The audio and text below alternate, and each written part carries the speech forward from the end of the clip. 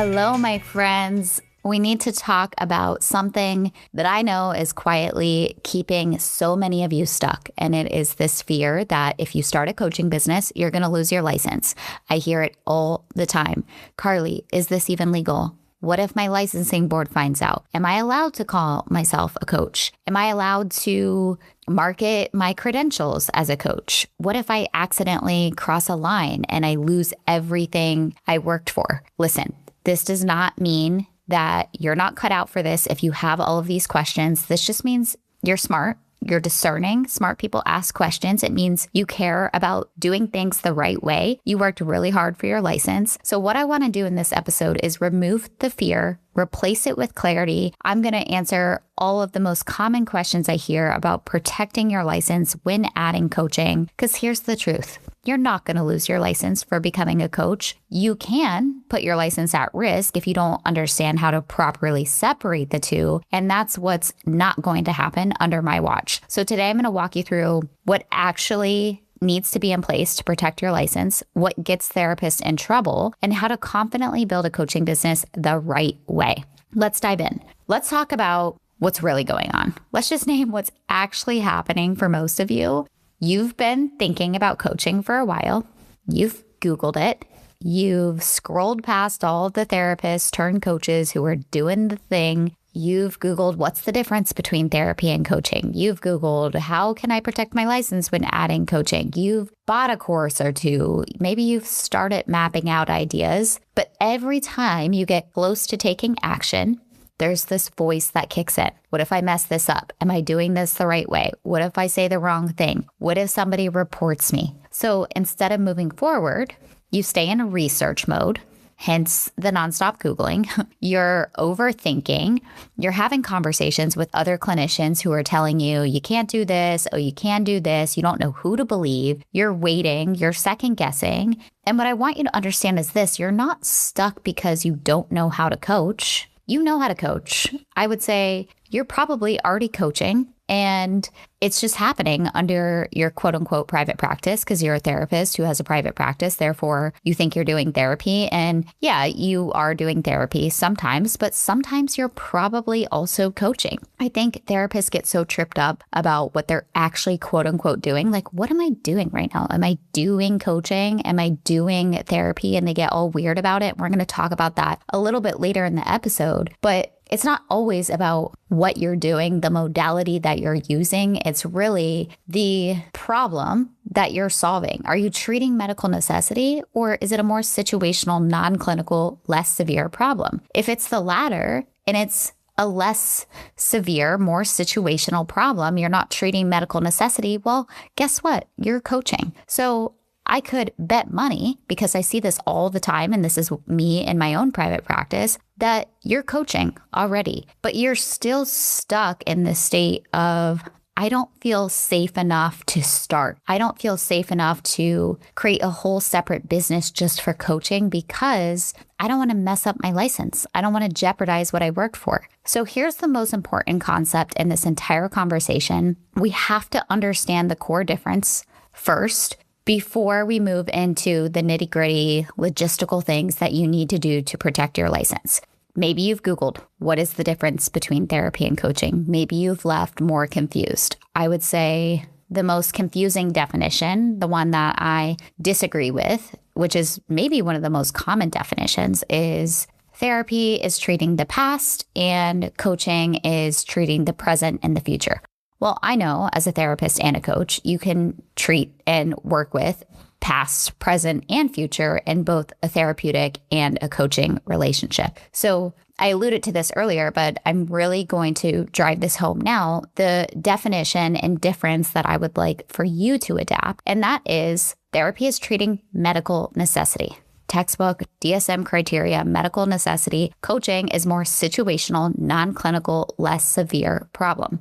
Therapy is diagnosis, treatment, clinical care. Obviously, you can, bill insurance. Coaching is that more situational support, guidance, accountability, education. It's a situational, non-clinical, less severe problem. You are not treating them for diagnosis. The mistake that most people make is thinking it's about the tools you use. Because when we hear CBT, DBT, EMDR, we think therapy, rightfully so. However, you can actually use those modalities in your coaching practice, and most of my clients do. And believe it or not, there's CBT coaching certifications. Like, just Google it if you don't believe me, right? So we can use similar frameworks. What it really comes down to is, are you treating diagnosis? That would be therapy. Or is it that more situational, non-clinical, less severe problem? Coaching. I have many of my clients who are certified in EMDR, and they actually use it inside their coaching container. So don't let that trip you up. What actually puts your license at risk is when things get sloppy, when you're not drawing a line between therapy and coaching because maybe you don't know the difference, right? Maybe you're taking a therapy client to a coaching client or a coaching client to a therapy client. That's a big no-no. That's considered a dual relationship. They can't unsee you as their therapist. Maybe you're marketing in a confusing or misleading way. Do you have to hide your credentials? No, but you can't just lead all of the time with hire me as a coach because I'm a therapist. They're going to be like, well, what am I hiring you for?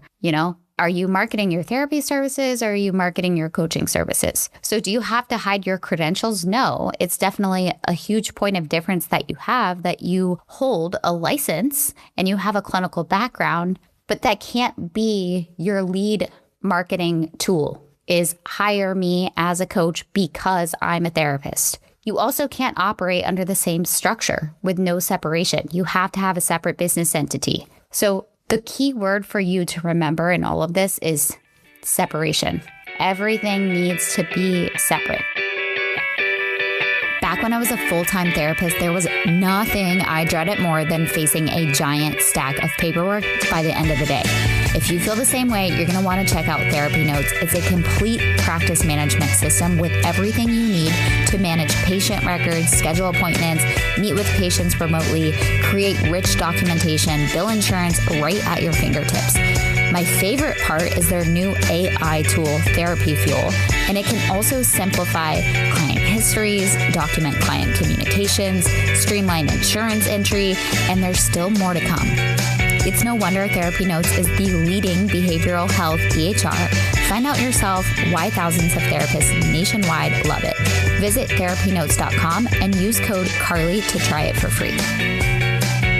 Now I'm going to answer some of the most common questions that I know are maybe already coming up in your head. And I'm going to deep dive into much more of this on a more granular level inside the April 21st training. So definitely scroll down to the show notes and grab your ticket for that, because you'll have a chance to come off mute and ask your burning questions about protecting your license. But on a high level, I want to go ahead and answer some of your burning questions now that I know you may have. The first one is, can I have both a therapy practice and a coaching business? The answer is yes. Most people do. You absolutely can. It's not an either or thing. You can keep your practice, but you need to have a separate business entity for your coaching business. They must be structured correctly. Is a DBA going to suffice? No, it's not. Do I need a separate business?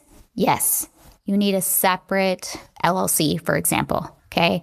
Now, I know that's not what people want to hear, because it's like, oh, I got to have two of everything. All right. Well, it's not that hard. Once it's done, and you're going to have the peace of mind that you're doing it the right way. But your therapy business and your coaching business, they're two completely different services with different risk. You need to have different liability insurance for each one. Most of my clients use CPH. So it really needs to be treated like two separate entities, two ships. If something goes wrong in one, you don't want it taking down the other. Do you need a separate bank account? Absolutely. Your therapy income is state-based. Your coaching income can and will be global. If you mix them, it's going to look like you're practicing therapy across state lines, even if you're not. You can't be taking in revenue worldwide when you're only licensed in X state. That's going to be a red flag. And can you coach your therapy clients after? So they've been in therapy for X amount of time. You're not really treating them for medical necessity anymore. Can you move them into your coaching container? No. And I know that's tempting, but once somebody sees you as their therapist, they can't unsee you that way. And that does create that dual relationship which is exactly what we want to avoid. Now, with this being said, and I talk about this in my book, I have a whole chapter on protecting your license. I have a whole chapter on marketing. If you haven't booked and picked up my book, I highly recommend you do so. It depends on your board. I'm a social worker. Once a client is a therapy client, always the therapy client. We are never allowed to take them into a coaching relationship. If you're a mental health counselor, they say after 2 years, it's fair game. So there is some nuances to this quote unquote rule that you can't take a therapy client to a coaching client. Always check with your board to see, is it more like social work and it's super strict, or do you have a little bit of wiggle room, and what exactly does that wiggle room look like? Can I use my credentials in marketing? Yes. I talked about this, but carefully. So you don't have to hide your license. But again, you're not saying, hire me only because I'm a therapist. You can say in your bio, for example, I have years of experience helping clients achieve XYZ as a clinician. See the difference here? Can you use things like CBT in coaching? Yes, we talked about this as well, but you're teaching principles. You're not treating a diagnosis. It's more like psychoeducation, not treatment. There's a big difference here. And again, you're going to screen them when they're coming in. You're doing a consult call and you're going to figure out, all right, do they need to be treated for medical necessity, or can they be coached through this? Perhaps they are actually going to have their own therapist and they're working on being treated for medical necessity with their therapist, and in the relationship that you have with them, it's going to be more situational. I have a therapist turned coach client who worked with women who came out of DV relationships, and a lot of them were meeting criteria for PTSD. She was not treating them for PTSD. She did in her private practice, but in her coaching business, she had a program that specifically helped them boost self-confidence and get back into the dating world. So she was not treating them for PTSD. She was not treating them for diagnosis, even though they could be meeting one. She was very clear that, hey, if you are to come into this coaching container, this is exactly what it's for, and this is exactly what we'll work on. Clarification is key. What about clients with real mental health issues and they need therapy? Well, they should be in therapy. I'm not saying coaching is a replacement for therapy. There is absolutely a time and a space and a place for therapy, just as there is for coaching. So it's not meant to replace, it's just meant to be a different avenue. I think some people can really, although the stigma has gotten better, really only fathom getting help under the coaching umbrella, when the reality is they need to be treated for medical necessity. Or vice versa, somebody thinks they need therapy when in reality, they're not meeting criteria for diagnosis. You would be giving them maybe adjustment disorder or anxiety unspecified, and they can actually be coached through that situational, non-clinical, less severe problem. Another thing I hear all the time is, Carly, I feel like coaching is going to be a downgrade. And I really want to challenge that because I completely disagree. Coaches can't be therapists, but therapists, we make some of the best coaches.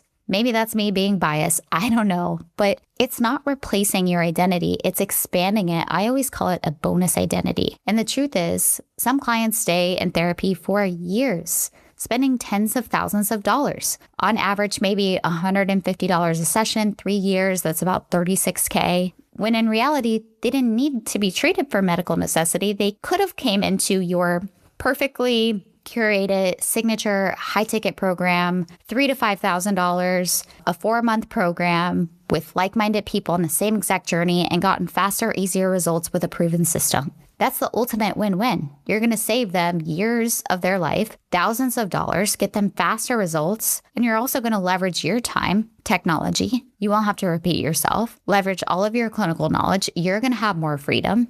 What is better than that, right? So again, a time and a space and a place for both, but use your clinical discernment. What are they a fit for? They don't necessarily get to decide. It can be confusing for us to even understand the difference between therapy and coaching. So what makes us think that our clients are fully going to understand that?